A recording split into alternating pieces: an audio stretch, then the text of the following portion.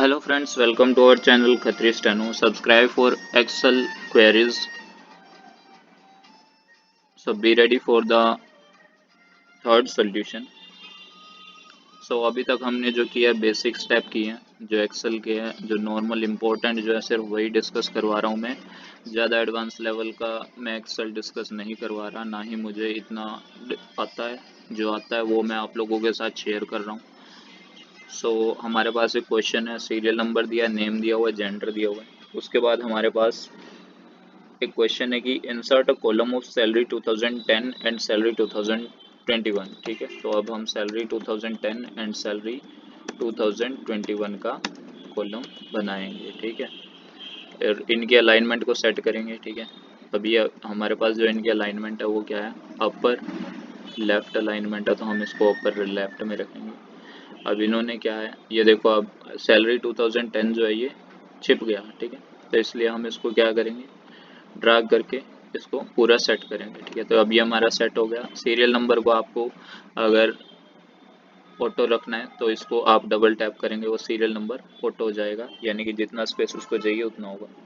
अब ये कह रहा है कि salaries 10,000 for female and 12,000 for male in 2010। देखो, अब तो एक तो जुगाड़ू काम है कि भाई 10,000 for female and 12,000 for mail. अब 12,000 मेल दिख रहा है आपको, वहाँ आप 12,000 डाल सकते हो।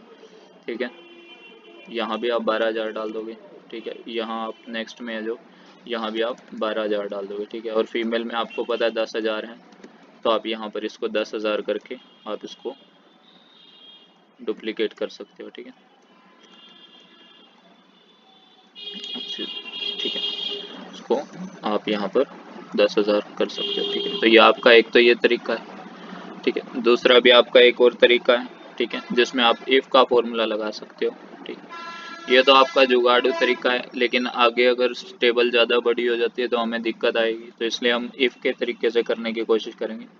तो हमारी कंडीशन क्या कहती है कि अगर आपका जेंडर जो है वो मेल है, तो हमारा जो जेंडर है वो सिलेक्ट कर लें, वो इक्वल है किसके, वो है मेल के।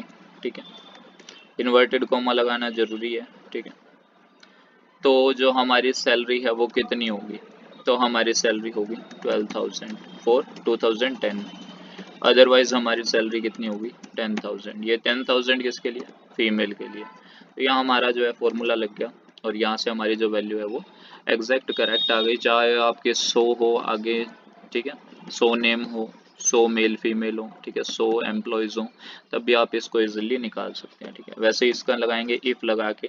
हमें बोल रखा है कि 2011 में 17,000 और 15,000 है। ठीक है, 17,000 for male and for female 15,000। तो हम मेल को सिलेक्ट करेंगे कि अगर हमारा जेंडर, अब ये इक्वेशन ध्यान देना, अगर हमारा जेंडर इक्वल है किसके, अगर जो हमारा जेंडर है वो इक्वल है मेल के, ठीक है, तो हमारी जो सैलरी होगी वो कितनी होगी, तो हमारी सैलरी होगी 17,000। ठीक है, अदरवाइज हमारी कितनी होगी, 15,000। ठीक है, तो ये हमारा, यहाँ से हम क्लोज कर देंगे, तो ये हमारी वैल्यू आ जाएगी। ठीक है, मेल के लिए 17,000 एंड फीमेल के लिए 15,000। ठीक है, क्लियर है? नहीं क्लियर है तो आप ऊपर से देख सकते हो। ठीक है, अगर आप चाहो तो मैं आपको दोबारा भी करके दिखा सकता हूँ। ठीक है, जस्ट लाइक, सिर्फ क्वेश्चन को ध्यान से पढ़ो कि यहाँ पे इफ का फॉर्मूला लगाएंगे हम कि अगर हमारा जेंडर, जेंडर का मतलब क्या है, ये जेंडर, ठीक है, इक्वल है हमारा किसके, मेल के। आप फीमेल भी कर सकते हो आप, लेकिन फीमेल में आपको सैलरी पहले फीमेल की डालनी पड़ेगी। ठीक है, तो आपकी जो सैलरी है वो कितनी होगी, 17,000। अदरवाइज आपकी सैलरी कितनी होगी, 15,000। ठीक है, तो आप इसको क्लोज करेंगे तो आपका वैल्यू आ जाएगा। ठीक है, उसके बाद ये नेक्स्ट क्वेश्चन में कहता है कि insert a column of expenses after salary. Salary के बाद आपको एक्सपेंसेस का एक कॉलम बनाना है। ठीक है, expenses is 10% for male and 5% for female. ठीक है, अब ये एक्सपेंसेस बोल रहा है तो हम एक्सपेंसेस का कॉलम बनाएंगे। ठीक है, अब ये क्या कह रहा है कि आपका जो एक्सपेंसेस है वो 10% for male and 5% for female, यानी कि इन दोनों का ही एक ही एक्सपेंसेस बनेगा। ठीक है, तो यही हम करेंगे।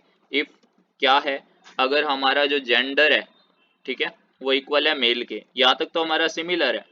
ठीक है, तो जो हमारा, अब क्या कह रहे हैं, दोनों की सैलरी जो है प्लस करके उसका 10% देंगे। ठीक है, तो हम अगर मेल है तो हम इसका क्या करेंगे, इसका प्लस में 2011 की सैलरी का हम कितना करेंगे, 10% करेंगे, ठीक है। अदरवाइज हम क्या करेंगे, अदरवाइज हम करेंगे इसका, इसी का यानी कि सैलरी 2010 की प्लस सैलरी 2011 का 5% करेंगे, ठीक है। और ये कब होगा, जब हमारा जो है फीमेल होगा, ठीक है। तो अब इसको हम ब्रैकेट को क्लोज करके एंटर करेंगे तो हमारा एक्सपेंसेस निकल आएगा, ठीक है।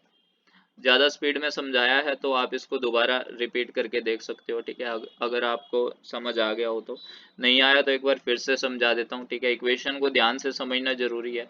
जस्ट लाइक मैंने बोला कि इफ क्या हो कि अगर मेरा जेंडर जो है, ठीक है, जो ये मेरा जेंडर का कॉलम है, ठीक है, मैं ये नहीं बोल रहा कि male is equal to male, नहीं, जेंडर जो है वो मेरा इक्वल हो किसके, मेल के। तो मेल जो है हम इन्वर्टेड कॉमा में रखेंगे क्योंकि अल्फाबेटिकल वैल्यू, ठीक है। तो हमारा क्या होगा, तो हमारी जो 2010 प्लस में 2011 की सैलरी का हम कितना देंगे उसको, 10% देंगे कि अगर हमारा मेल है, ठीक है। अदरवाइज हम क्या करेंगे, अदरवाइज हम, अदरवाइज के लिए हम कोमा लगाएंगे क्योंकि फॉल्स वैल्यू क्या होगी कि अगर मैन की ना हो तो, ठीक है। तो सैलरी 2010 प्लस में सैलरी 2011 का ही कितना होगा हमारा, 5% होगा, ठीक है। 5% करेंगे, ब्रैकेट क्लोज करके एंटर करेंगे, हमारे एक्सपेंसेस कैलकुलेट हो जाएंगे, ठीक है। तो यहाँ तक आप सभी को समझ आ गया होगा, बिल्कुल इजी है, सिर्फ इक्वेशन को ध्यान से देखना। Calculate net salary for each year, अब यहाँ इसने ईच ईयर की बात की है, ठीक है। नेट सैलरी कैलकुलेट करनी है ईच ईयर की, तो हम नेट सैलरी फॉर किसके लिए करेंगे, 2010 के लिए, ठीक है। ओ सॉरी, तो हम नेट सैलरी कैलकुलेट करेंगे किसके लिए, नेट सैलरी फॉर 2010, एंड एक और कॉलम बनाएंगे फॉर नेट सैलरी फॉर 2011, ठीक है। अब आप देख सकते हो कि ये तो मैं आपको समझाने के लिए इतनी लेट निकल रहा था, लेकिन क्वेश्चन बहुत ही इजी हो जाएगा जब आप इसके पैटर्न को समझ लोगे, ठीक है।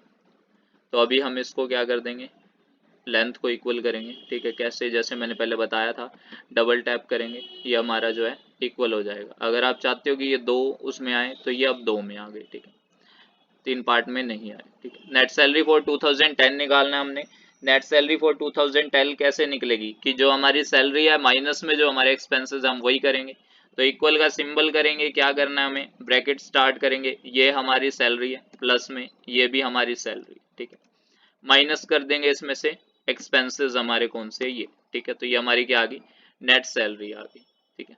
ओ सॉरी, नेट सैलरी फॉर 2010 है ना, तो हम सिर्फ यही करेंगे, इक्वल करके सैलरी 2010 में से हम एक्सपेंसेस को माइनस कर देंगे, ठीक है। अब इसको हम ड्रैग करेंगे तो ये हमारी वैल्यू आ गई। वैसे ही हम नेट सैलरी फॉर 2011 निकालेंगे, ये सैलरी में से हम यही वाले एक्सपेंसेस माइनस करेंगे, तो ये हमारी नेट सैलरी फॉर 2011 आ गई, ठीक है। तो ये जो है हमारी टेबल यहाँ पर कंप्लीट हो गई, ठीक है। ऑल्सो कैलकुलेट एवरेज सैलरी, अब ये बोल रहा है कि इसमें एवरेज सैलरी भी कैलकुलेट करनी है, तो हमारे पास जो सैलरी आई है उसी का हम एवरेज निकाल लेंगे, ठीक है।